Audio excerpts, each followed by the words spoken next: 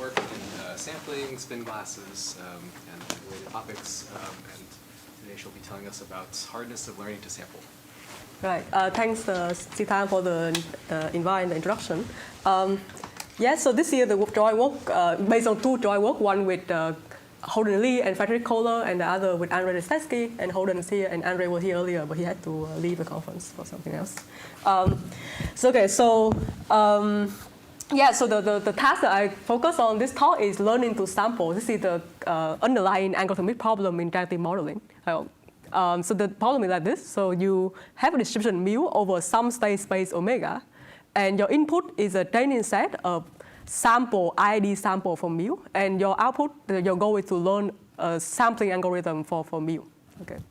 So this problem actually goes back long before these advanced of modern generative AI.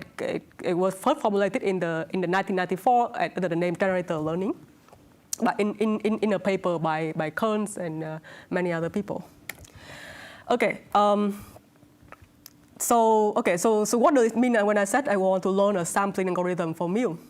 So the formal guarantee is that I want, with probability at least 1 minus delta over the training sample x, I will have the output of the distribution A conditioned on the training set x, which I denote by LA/S, meaning distribution of A conditional on x. This output distribution is close to the target distribution mu in the standard statistical sense. So this closeness in total variation distance. Okay. So we have two parameters here, delta and epsilon, and these are the accuracy parameters of the problem. So you might ask, okay, why do you want this weird conditional distribution instead of just taking the distribution of A itself? The reason is because if you just require that the distribution of A's output is close to mu, you could simply output the first sample from the training set, right? Because this sample will still be distributed according to mu. If like the training set is i.i.d. sample from mu. So this conditional notion is exactly the right thing you want for like when you want to describe learning to sample problem. Okay, second thing may be more obvious. Why would probability at least 1 minus delta? Well, because learning is impossible if the training set actually atypical. So like there's some probability that all the training sample are just junk element that doesn't tell you anything about the distribution. And in that case, there's no way you can learn anything. Right? So I'm going very slow here with some conceptual thing because this topic may be very foreign to people in this workshop. Okay, so we define that. So we say an algorithm A learn to sample with accuracy parameter epsilon and delta if it satisfies this condition that with probability at least 1 minus delta over the training sample x sample from i.i.d. sample from mu. The output distribution of the sampler A condition on the input training sample is close to mu. Is epsilon close to mu in total variation distance. Yes? I don't know if you're going to talk about this. If I replace mu by the empirical distribution of the data, then nothing changes. So if I what? If I replace mu by the empirical distribution of the data, by the empirical distribution. What do you mean by nothing changes? 1 over n sum. Yeah. But that would be. But you mean nothing change in what sense? Like. In the sense that this definition doesn't distinguish between mu and the empirical distribution, right? So the distinguisher is the number of sample k is a small number. So the empirical distribution may not be able to approximate the two distribution, right? So let's say mu is a continuous distribution, then the empirical distribution is a very far from the two. Distribution, right? But I guess that's my point, right? So, like, if I replace mu by the empirical distribution. Oh, you mean like? Oh, I see what you're saying. I mean, so I mean, you can think of this as like starting from this point, the input x is like being fixed. So here I already fixed x. So it doesn't make sense to take the average over x in here anymore. Does that maybe hopefully does that answer your question? Okay. But maybe we can talk online. But I feel like this. Okay. But anyway, and this is not going to be the definition I'm stuck with. I will transition to a simpler, more intuitive definition. But this is the guarantee I can get. So I'm trying to make a point that if you just go on an algorithm that output the empirical distribution, that's always very easy. Just output one of them. We agree on that. Yeah. So I'm still on the same point. I'm saying that like in the good case, like under some regime, I can actually get this in a sense, much stronger guarantee. I'm trying to argue that this is the right guarantee, but maybe I'm missing something from your question. So maybe we can talk offline. But okay, this task is like I try to argue this is the right task. But let me move on to a slightly more intuitive task that like we may be more on the same page on. Okay, so this more intuitive task is like I call it learning to generalize. So this task, we have the same input, but our goal is more modest. Instead of wanting to learn the distribution mu, we just want the algorithm, the output new sample in high probability region of mu that are not similar to sample from the training set X. So if you want a picture, think about like, so in this picture, it shows a density function of some distribution. It has many local maxima. So the like dark region is like the one with high probability density, and the blue region are the one with very low probability density. And your sample are the red points. They come from the high probability region. And your goal is to output sample that avoid this blue region, the low density region. And at the same time, you don't want to only output sample that look closely related to the training sample. You want to output new sample. So new sample should be in some kind of mode that like doesn't appear in your training set. Maybe, hopefully, this one is more intuitive. Okay, so you can formalize all of this. So you can say that for distribution mu, you can take a fixed map psi and a subset lambda in the domain omega, so that this lambda is a region with low probability density. So the probability that X belongs to lambda, if X is truly a sample from mu, is very small, at most some zeta. Zeta, I think of it as exponentially small in the dimension. Okay, and we say an algorithm A can learn to generalize from mu with parameter eta if the probability that an output y from A condition on the input being X, and like when X is like a training set, the probability that like psi y is inside psi X, so meaning that when you apply like under the map psi, your output point look exactly like one of the point from the training set, or like all the other event like when y is inside lambda, so like when the element y that the algorithm output belong to the low density region. The union of this event, they had probability at most 1 minus eta. So I just want a very weak condition here. So 1 minus eta is almost 1, right? So I just want like a very, very weak condition. So think of eta as something very small, exponentially small in the dimension as well.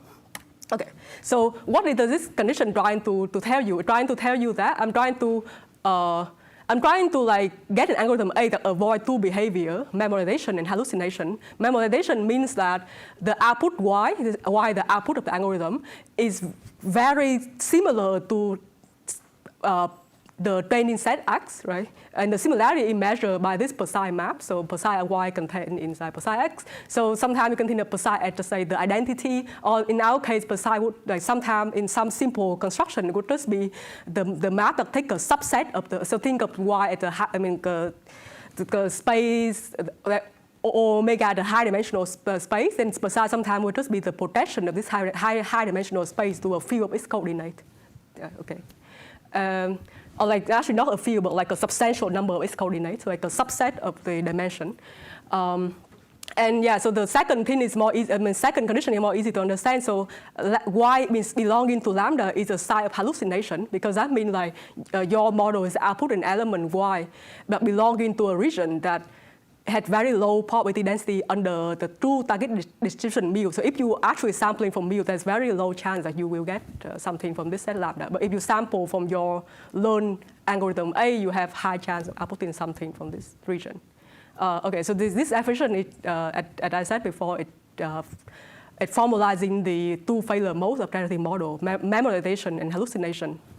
Okay, and I'm also color-coded it to make it easier to digest. So the red condition it corresponds to memorization, and the blue condition corresponds to hallucination. Does that make sense so far? So I mean, I know it's kind of very, maybe very strange to the audience. So, but hopefully it still makes sense. Okay, and now if you agree that this is like capturing memorization and hallucination, then you can say that, okay, you want an algorithm that avoid these two failure modes, and you set a distribution mu is hard for learning if like no efficient algorithm can avoid these two failure mode. Okay. And then you can also make things more specific by saying that you have some cap on the number of training sample K, and you have some cap on the runtime of the algorithm T, and you say that like the distribution mu is cap eta KT hard for learning to generalize. If no algorithm A that use K training sample and run in time T can avoid these two failure mode with probability at least eta. Okay, that's what this thing is trying to capture.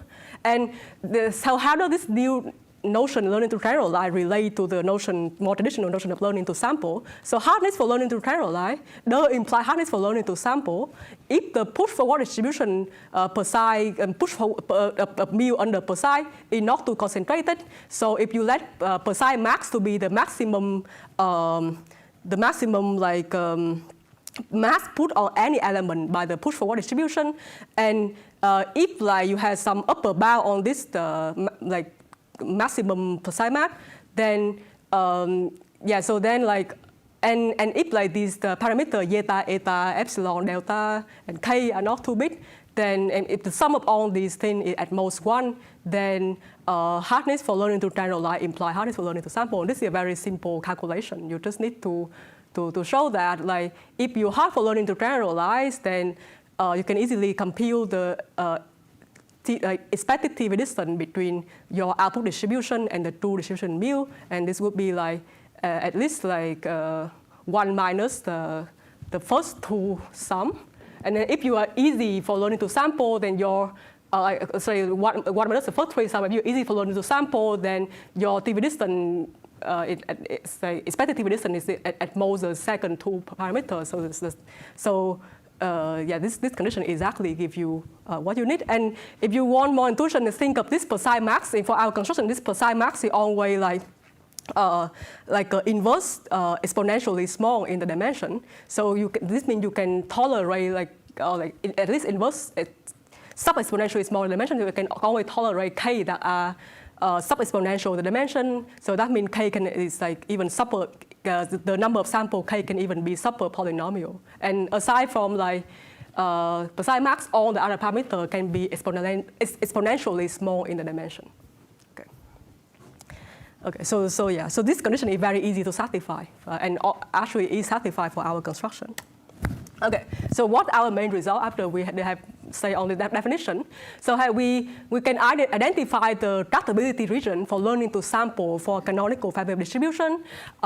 We will tell you later what it is, but this distribution is a member of the distribution that we have mentioned and talked about in this workshop. So they see a family of energy-based models.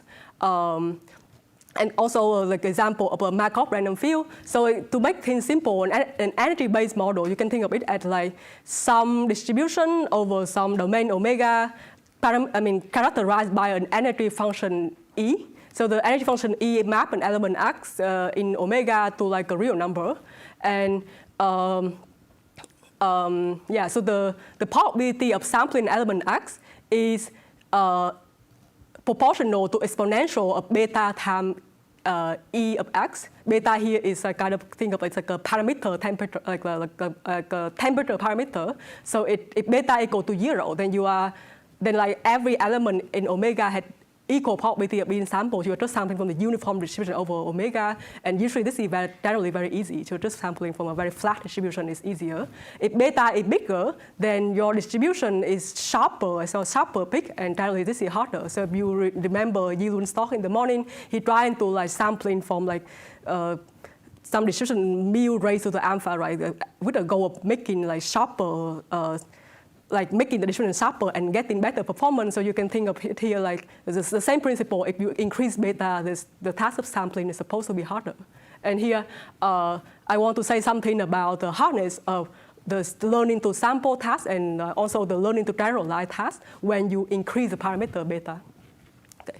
So for this family, we found like a threshold for like when this task of learning to sample transition from easy to hard. So that's the threshold parameter beta c. So that if beta at mode beta c, then learning to sample from this family of distribution is easy.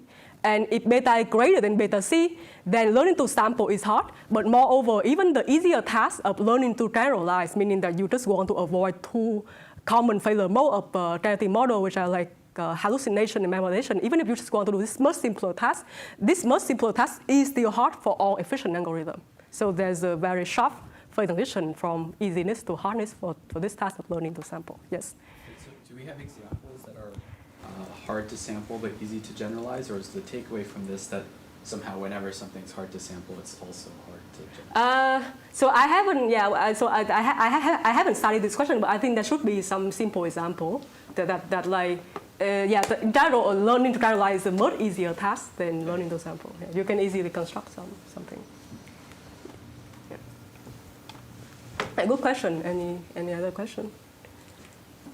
This moment. Okay.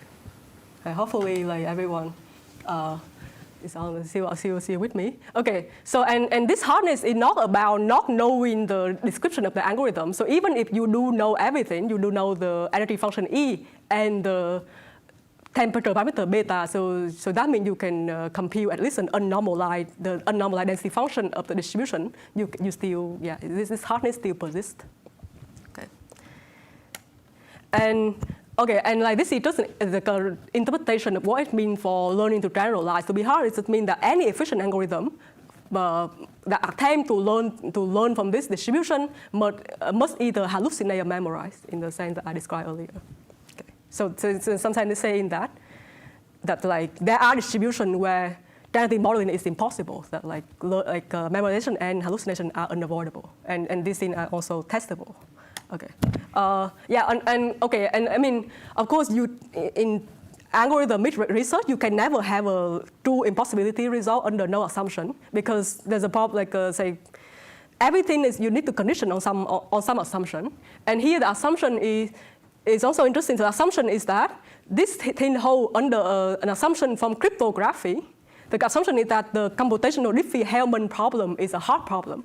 But this assumption, if suppose it can be violated, this means that a lot of current public key encryption schemes that are used in today's world are insecure, and that could lead to more problems, like your bank account can be hacked, I don't know, your password for like your favorite website can be hacked. So you don't want the assumption to be not true, right? So this is based on an assumption that, so our hardest result is based on like a widely assumed condition that ensure the security of real-world public key encryption scheme. Okay. Right. Okay, and and I want to make a few more remarks about the hard regime when beta greater than beta C. So as I said earlier, in this regime, any efficient algorithm will either hallucinate or memorize, in the sense that you have some fixed map per psi and some subset lambda, so that like the output of any algorithm need to either belong to lambda, or like satisfy the condition that like per psi of the output is equal to it had appeared in the training. I mean, so under transformation by the map per psi, the output had appeared earlier in the training set. Okay. And both these behavior of hallucination and memorization can be efficiently detected for like with an algorithm that had some information about the distribution, because the map per psi and the lambda are both explicitly known, and so that means that you can actually conduct experiment. This is not just a theoretical like dreaming. You can actually, at least in theory, you can conduct experiment where you can observe this behavior. Okay, so so I just want to say a few more words on that. So when I say you can conduct experiment, I had not clarified important steps. So to conduct an experiment, you first need to prepare the training data set. So first you need to obtain a number of samples from the distribution mu that are hard to sample from. It sounds like a contradiction, right? Like you have a hard to sample distribution, how can you produce sample from it to construct the training data set? But actually, there's a way to get around this, because the hard distribution is actually based on like it's based on like a encryption scheme, like some kind of secret, like scheme with some secret. So with the secretness of the encryption scheme, we call it S. We call it the secret key S. Then using the secret key, we can construct an efficient algorithm, GS, that can draw sample from this hard distribution. at all temperature beta. So you can actually prepare the training set. And this means you can actually conduct experiment with principal and efficient evaluation of the quality of the model's output. You can actually detect hallucination, memorization, and you can, in some cases, I think you can even compute the likelihood of this distribution in some sense. But that I'm not as sure about. So yeah, let me know if you're interested in this direction. I think a lot of people in this workshop may be interested in this. Yeah, so, and one thing you could do with this is you can use this model as a testbed to study and understand different generative algorithms like discrete math diffusion, continuous diffusion, autocorrection. You can try to understand, let's say, how do they actually perform? Do they actually work up to the threshold beta equal beta c, or do they fail much before this threshold? And like above this threshold, we do know that generation is impossible, and we do know that all algorithms must either hallucinate or memorize. But do we know like for what type of do like certain algorithms are more likely to memorize, or are they more likely to hallucinate? And you want to understand the bias of different classes of algorithms. Yes. In these crypto contexts that your reductions will be based on, are there hierarchy theorems that say that fine-grained kind of bounds that say if you have a certain amount of resource, then you can, let's say, clone a signature?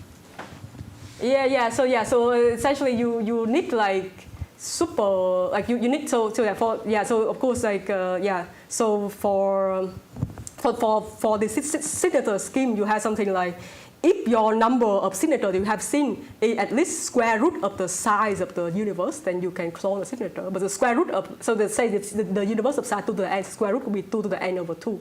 And the answer I will tell you about parameter later, but we get something like, if you see 2 to the n to the 0.5 signature, sample, then you can bypass this hardness threshold, but anything below that you cannot bypass this threshold. So.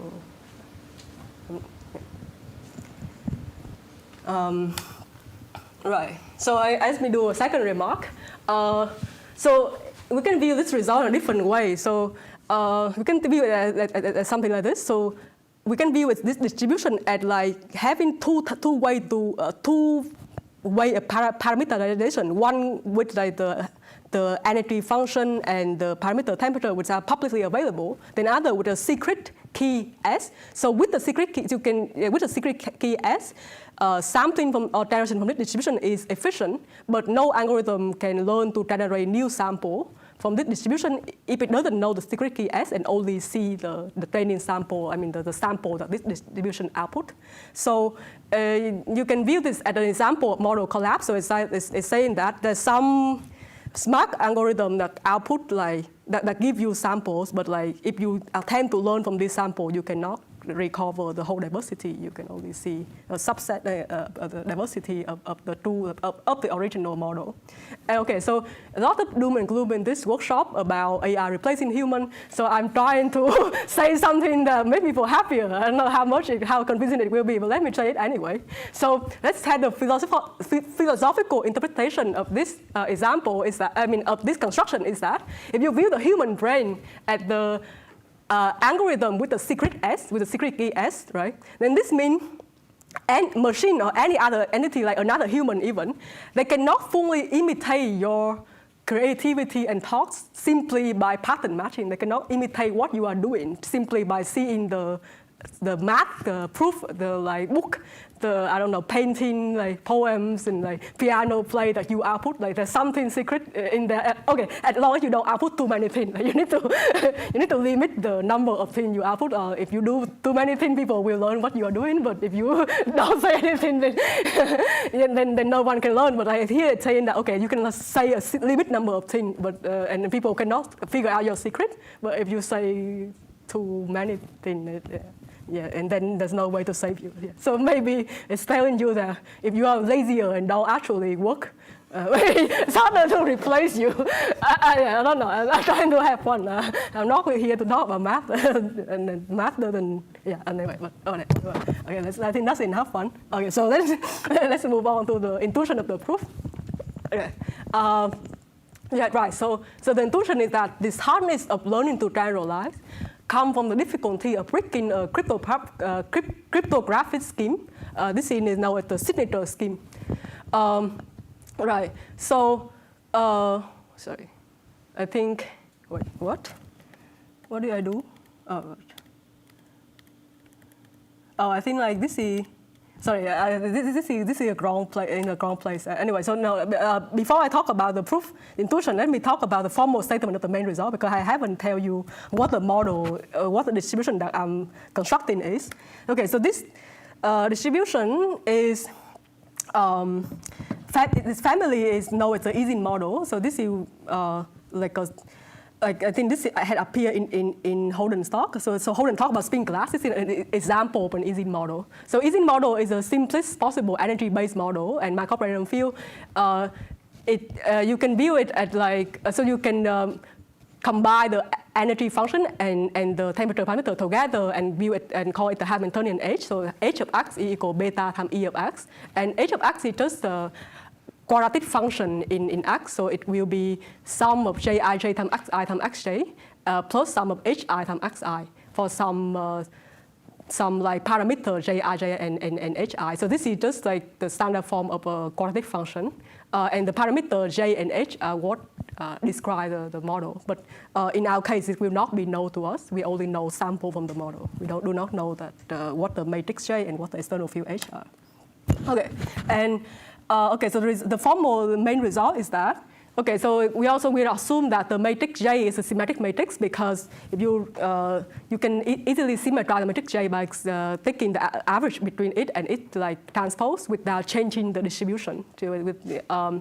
So a symmetric matrix J has real eigenvalue, so you can let its spectral width be the difference between the maximum eigenvalue and the minimum eigenvalue, and the spectral width is what controls the complexity or the hardness of the learning to sample. So if the spectral width is at most 1, then there exists an efficient algorithm for learning to sample in the sense that I described earlier. And if spectral width is strictly greater than 1, then there exists no efficient learning to sample algorithm and also no efficient learning to generalize algorithm. So that means that any algorithm must either hallucinate or memorize. And this is under the cryptographic assumption that the computational Diffie-Hellman problem is hard.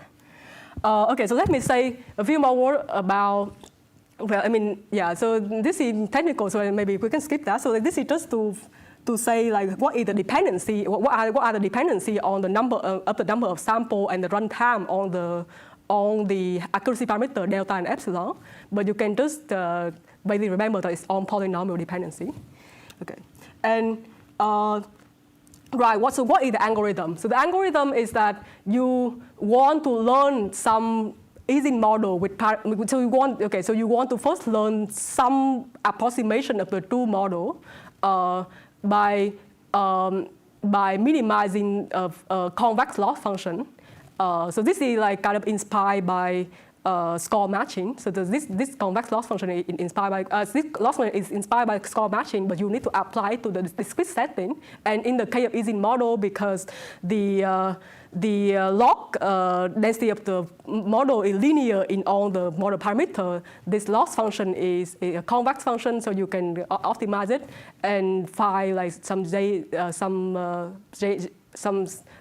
and find the model parameter that minimize this loss function. Now, given this model parameters Z hat and H hat, which may not be the original one and may actually give you an Ising model that are not too close to the target Ising model. Okay, but even with that, you can still run. You can simulate a Markov chain. This is called the Glauber dynamics, which Holden also had mentioned. This Markov chain will like in each step it will select one random coordinate and resample the coordinate condition on the remaining coordinate. This Markov chain, if you start from a training sample from the distribution and run it for like a sufficiently small number of steps, then you can prove that the output will actually be close to the target distribution mu. Okay. Okay, so yeah, so this is just an illustration of Glauber, but I think it may not be too important to go over this at this point. Okay, okay, so let me move on to more interesting result. The regime where like learning to sample and learning to generalize are hard. This is a regime when the spectral width is strictly greater than 1. So so earlier, so Sita had asked earlier, but let me clarify what are the number of sample and runtime of the algorithm that our hardness result can tolerate. So this parameter, K, so K the number of training sample and T is the runtime of the algorithm. This parameter depend on the security parameter of the computational Diffie-Hellman problem. So under the standard computational Diffie-Hellman problem, we say that it's like given like polynomial number of example of Diffie-Hellman, you cannot and like a polynomial algorithm cannot break this, cannot solve this problem. Then like the number of training sample and runtime will also depend polynomially in the dimension. If you use like a slightly more strong assumption that even the sub-exponential Diffie-Hellman problem is still hard. Does this mean like even if you give the algorithm slightly more resources, so it's like you give it sub-exponentially many sample, many examples from the computational Diffie-Hellman problem and sub-exponential runtime. If solving computational Diffie-Hellman still is impossible for such an algorithm, then learning to sample is still impossible for an algorithm that has access to sub-exponentially many samples from the underlying distribution and has sub-exponential runtime. And this sub-exponential computational Diffie-Hellman problem assumption is still plausible. So let me try to describe the intuition of the hardness proof. So the hardness of learning to generalize comes from the difficulty of breaking a cryptographic primitive, which is a signature scheme. So what is a signature scheme? A signature scheme is so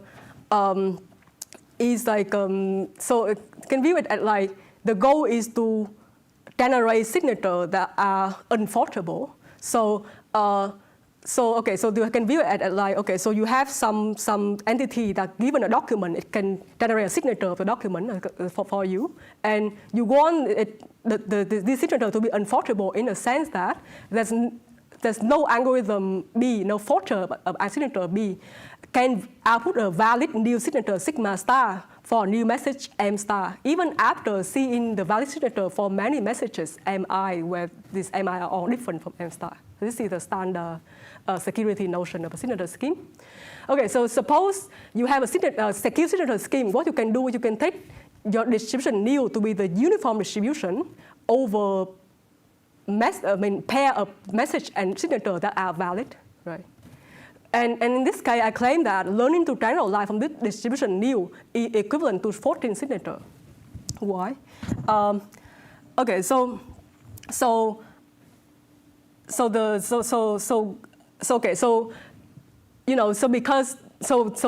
claim that of any algorithm B that only see a training set of valid message signature pair, it cannot generate an invalid message signature pair because in that case, so B can either do two things. The first thing is it must generate an invalid pair of message and signature. In this case, it had hallucinate because this invalid message signature pair is not even inside the support of nu, right? So in the first case, it hallucinates. The second case, B will generate a message signature pair whose message already appear in the training set X, right? And in this case, you say the B had memorized, right? Because part of the sample that B output had already appeared in the training set. Yeah. So this is the key point of one of the key points of the argument of the hardness of our construction. Yeah. Right. Yeah. So this means like okay. So because B cannot genuinely generate a new valid pair of message and signature where the message hadn't appeared before, so that means like B must be forced to do either of these two things, and that means B must be forced to either hallucinate or memorize. Okay. So hope this part is clear. What does this distribution nu that a uniform over pair of valid message and signature have to do with Ising model? So it turns out that under certain relatively mild condition on the signature scheme, you can construct an Ising model that approximates a nu within like exponentially small total resonance distance. So the idea is like this distribution nu, the uniform over pair of valid message and signature is the distribution of input that satisfy a certain circuit. So the circuit is the verification scheme of the signature. And it turns out that there are ways to embed any Boolean circuit into an Ising model. Like any Boolean circuit can be decomposed at into like simple NAND gate. And each of these NAND gate you can construct simple Ising model that simulate the NAND gate. And so that's why you can embed any logic into an Ising model. So this kind of proof also say that this kind of proof is not limited to Ising model. In general, any distribution that is capable encoding logic, you can construct this kind of hard distribution for learning to sample by embedding like a hard logical circuit coming from cryptography into it. So this is the second intuition. Yeah. Okay. Yes. How can I use this mapping to easily generate samples for the? Yeah, so this is okay. Yeah, so this is a good place to ask this, right? So, right. So we do see how to generate from nil, right? Just if you have a secret key of the signature scheme, then you can sample the message from, and then you can sample the valid signature of the message by just running the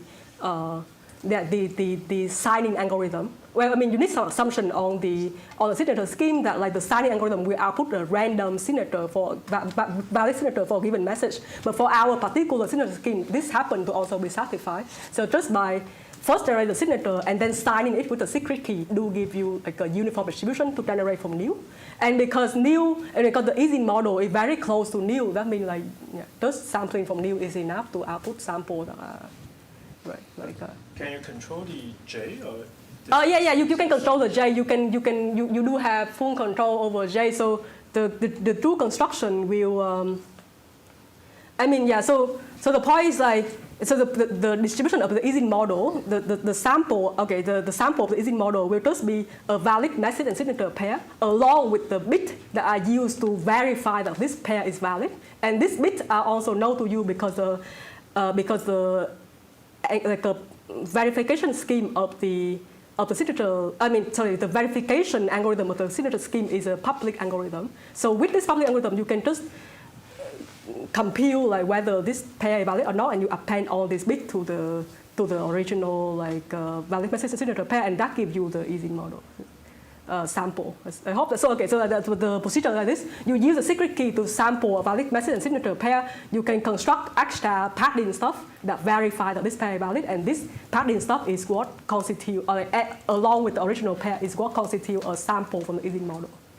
So, yeah, hopefully this makes sense. Yeah, I think this part I'm a bit. Maybe I should have said it better, but yeah, hopefully this point makes some sense. Okay, so this is, this had give you a signature scheme that is secure under computational if we have an assumption because we choose some signature scheme that is secure under this assumption. And the next question is, okay, so you have a Ising model that is hard to learn for learning to sample, but we haven't addressed the condition that the spectral width of this Ising model need to be just slightly above the threshold 1. And so for that step, we need to specify an arbitrary Ising model into a Ising model mu tilde with the spectral width just above the threshold 1, while preserving the hardness of learning to generalize. And to do that, what we want to do is, so it's equivalently what we want to do is that we want to construct mu tilde so that any algorithm A that can learn to generalize, A tilde that can learn to generalize from mu tilde can be used to build an algorithm A that learn to generalize from mu. Okay, and the key algorithmic subroutine is a simulator that transforms sample from mu into sample from mu tilde, right? Because the idea of the algorithm is like A is like you take sample from mu, you transform it to sample from mu tilde, you fit the sample to A tilde. A tilde will give you like a sample from mu tilde, and then you take the sample from mu tilde, you protect it down to mu. Okay, and this simulator will also allow you to leak the trapdoor sampling algorithm for the original distribution mu into the trapdoor sampling algorithm for mu tilde. So the idea is you first sampling from the original Ising model using the procedure I just told Jianfang about, and then you apply the trapdoor sampling algorithm to convert it to sample from the sparse Ising model mu tilde. Okay. Hopefully that's also clear. And it's a kind of an interesting point is that this simulator use a classical idea from Jerome Sinclair work from 1989. So this also appear in the work with me and Molay. So this is Jerome Sinclair backtracking work. The intuition is that it somehow can be used to boost like weaker signal, like inaccurate marginal into very accurate marginal, and furthermore it can produce very accurate sample using this algorithm. Yeah. Okay, so yeah, I'm almost run out of time, so let me just give you, so just summarize what I have talked about. So we construct a family of energy-based model and Markov random field, specifically they are Ising model, where we have a sharp phase transition for the learning to sample problem from easy to hard. So there's some temperature, some threshold for the parameter beta, we call beta c, so that when the parameter beta at most beta c, learning to sample is easy, and if beta is strictly greater than beta c, then all efficient algorithms cannot learn to sample, and furthermore, they must either hallucinate or memorize. The implication is you have computational barrier for learning from examples. This construction can also be used to explain the tendency of generative model to hallucinate and memorize. It turned out that for some tasks, these two behaviors are unavoidable. I guess there might also be some implication for like model stealing in some sense, because it is saying that there are you cannot. So the point that since you cannot steal the secret key of the signature scheme just from example, it's kind of saying that okay, there's some barrier against model stealing. But these things I haven't have a good way to formalize them. So if you have thought, would love to learn more from you. Yeah, so that's all I have. Thanks.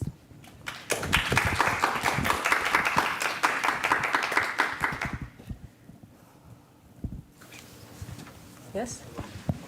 So how, like, I guess, brittle is this hardness? Like in the sense of, if I asked you to give me a family such that I'm allowed to like perturb the measure by a little bit, and I still want some sort of threshold gap here. I'm trying to figure out how specific the simulation is to the particular family as opposed to. Right, so it depends on what you mean by perturbation, right? So if you mean you perturb the function E, so perturbing. Or J, yeah. Yeah, so perturbing J is harder to deal with, I think.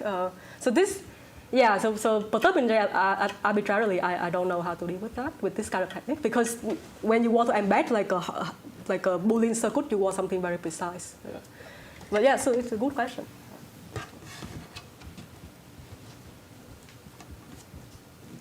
Yes? Can you say that, so you mentioned that when you do the pseudo likelihood stuff, you don't necessarily get parameter closeness. Is this right. Is there a specific example where one can see this? Yeah, so I think in general, so you only get the t-distant closeness of the learned distribution if you are learning within a family that had good MLSI constant. So and say okay, so for this family, when delta J is at most 1, if you are learning within this family only, then you do have good MLSI constant. But you can imagine it's more convenient to learn from a wider family. So just say something like having only upper bound each entry of the matrix J, for example. That family will not have a good MLSI constant, and so the learned model will not be close to the true one in like TV distant. But still, our result with Holden and Frank Kohler say that even when the learned model is not truly close in TV distant, because their conditional marginal are close to the true model, you can still simulate Glauber dynamics with the learned model, because the only information you are using is just the conditional marginal. Yeah. It's kind of an interesting point. Yeah. Yeah. Good question.